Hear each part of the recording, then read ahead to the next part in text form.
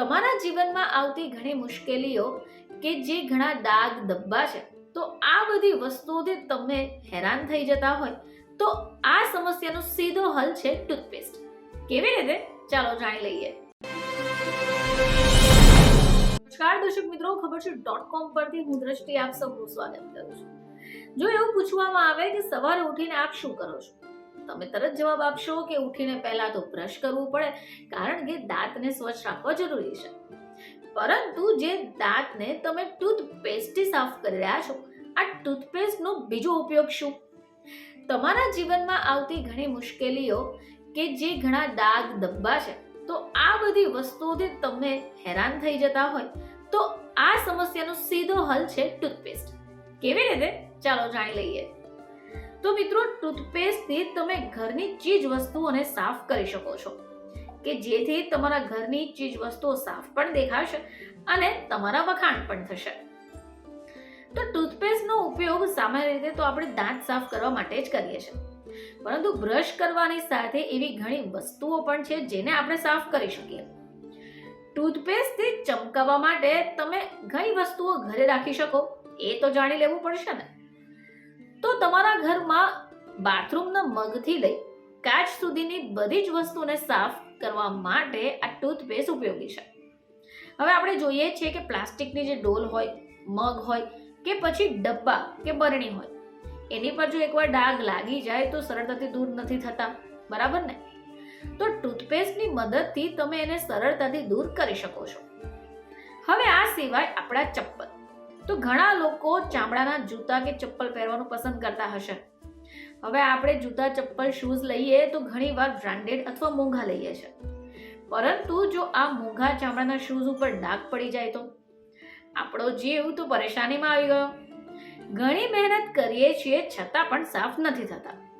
પરંતુ જો તમારી પાસે પણ આવા શૂઝ મોંઘા છે અને એની પર ડાઘ પડી ગયો છે, તો ડાઘ ઉપર ટૂથપેસ્ટ લગાવી તમે એને બ્રશની મદદથી હળવા હાથે સાફ કરશો તો આ ડાઘ દૂર થઈ જશે. હવે આજકાલ તો સ્માર્ટફોન બધા પાસે હોય, અને સ્માર્ટફોન હોય એટલે એના કવર રંગબેરંગી અને ટ્રેન્ડી હશે. પરંતુ જો આવા મોંઘા કવર ઉપર ડાઘ લાગી ગયો અથવા તો એક સમય થાય એટલે બાદમાં પીળું થઈ જાય છે, પરંતુ મોંઘું હોય તો બદલવાનો જીવ ન થાય. તો જો તમારા ફોનનું કવર પીળું થઈ ગયું હોય અથવા તો ડાઘ થઈ ગયા હોય તો એને સાફ કરવા તમે ટૂથપેસ્ટની મદદ લઈ શકો. બસ 5 જ મિનિટમાં તમારા ફોનના કવરને સાફ કરી દેશે.